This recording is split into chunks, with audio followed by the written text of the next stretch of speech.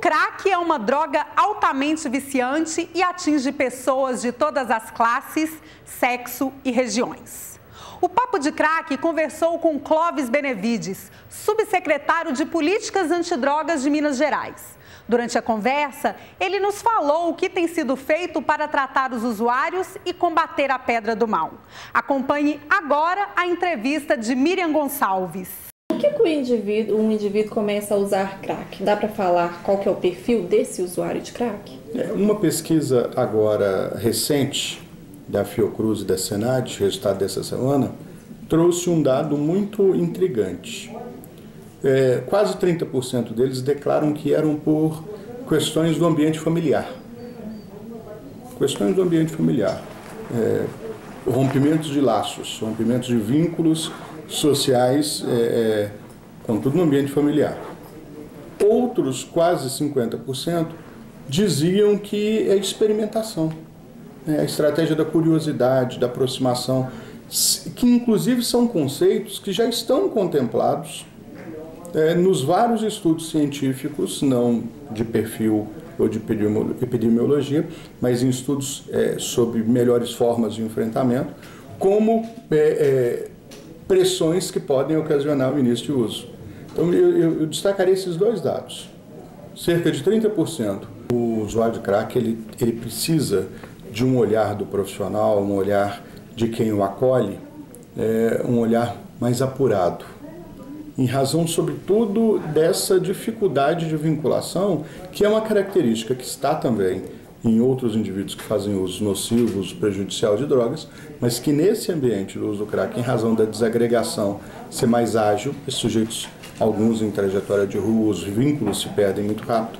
Então, esse olhar de cuidado para que a vinculação aconteça. Por que há uma diferença grave no que se refere a atendimento de homens e atendimento de mulheres?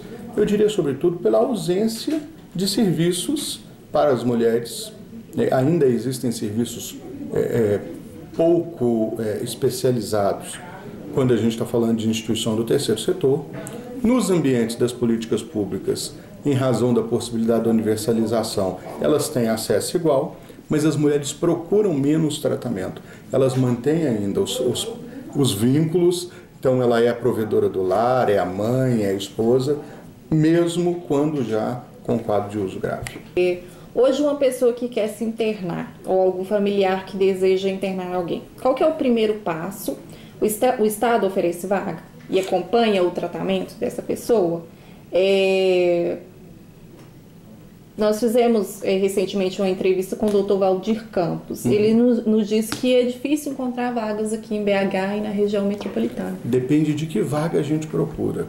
E desse conceito, que às vezes é um olhar um pouco distorcido, de que eu preciso me internar para um processo de tratamento. Então, eu diria que em toda a rede de saúde, em alguns equipamentos de assistência, a possibilidade da entrada acontece, do primeiro contato. Talvez a maior iniciativa com melhores resultados seja no próprio ambiente familiar, na própria rede social desse indivíduo, quando ele admite precisar da ajuda e quando ele começa a construir o percurso até a chegada nas possibilidades de atendimento. Então, a unidade básica de saúde já tem condição de dar alguns tipos de cuidados. Por exemplo, quando quadros clínicos estão associados ao uso da droga. A partir daí, existe uma rede que são os Centros de Atenção Psicossocial Álcool e Drogas, em níveis distintos, inclusive o CAPS-AD, que é um serviço especializado, é um serviço num outro, com uma configuração de equipe mais apropriada para intervenções nesses casos. No ambiente da assistência, da mesma forma. Existem vagas, o Estado provém vagas e vem crescendo o número de parcerias com entidades ou de habilitação de serviços públicos. Contudo, o percurso de acesso, ou o percurso do cuidado no ambiente do uso de drogas, da dependência de drogas, é um percurso cheio de contradições. Aonde que o governo atua para combater o crack? Porque a gente que está saindo assim às ruas, acompanhando ONGs, entidades, a gente vê muito esse papel das ONGs, entidades e tal.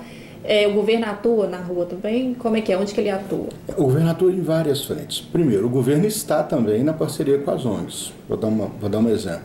quando se constitui uma organização de terceiro setor, se busca benefícios que vão desde a isenção dos impostos, e isso é uma colaboração do governo, até o financiamento de alguns programas e projetos, como temos vários aqui em parceria. O Estado tem várias frentes de atuação. Sobre o tráfico, ação de polícia. Então nós criamos o primeiro departamento antidrogas do país, então tem uma delegacia especializada de repressão ao tráfico. O número de apreensões no Brasil vem crescendo, e em Minas de maneira especial. Tem uma ação de polícia, qualificando as ações de inteligência policial, vídeo monitoramento e outros aspectos. No ambiente do cuidado, os consultórios na rua da saúde, a ampliação dos CRAS, o CREAS-POP agora com uma linguagem de acolhimento específico para pessoas em situação de rua, e uma série de outras medidas nesse ambiente. Leitos de retaguarda, a estruturação dos NAFs, a estruturação de residências que agora estão previstas no ambiente do Plano CRAC, enfim, uma série de ações novas do Estado. Também no ambiente do terceiro setor, temos parcerias.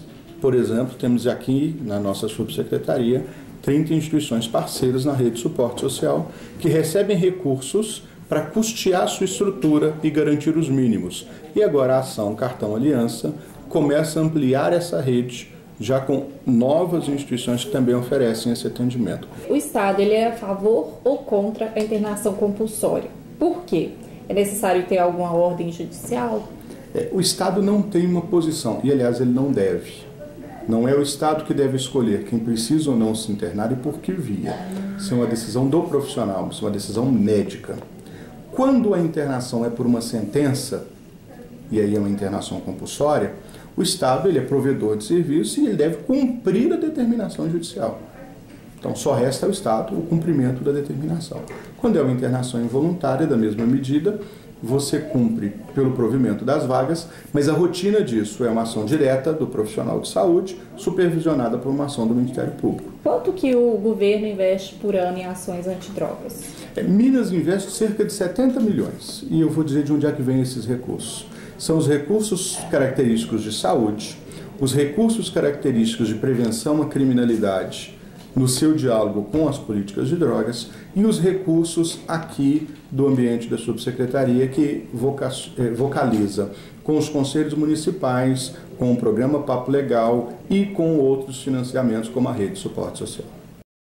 Existe algum programa de reinserção do ex-usuário de crack no mercado de trabalho? Existem vários programas e várias estratégias. Por exemplo, o CEAPA faz encaminhamentos de indivíduos que têm vínculos cruzados. Tiveram um ato considerado pela justiça impróprio e tem um quadro de dependência química. Então eles são encaminhados, existem projetos que qualificam. O próprio Cine não faz diferença entre uma pessoa com um padrão de uso ou outra pessoa que não tenha relação com a droga. E as instituições estão se aperfeiçoando cada dia mais em já oferecer durante o processo de acolhimento estratégias de elevação da escolaridade, melhoria das habilidades para que o acesso ao mercado de trabalho aconteça.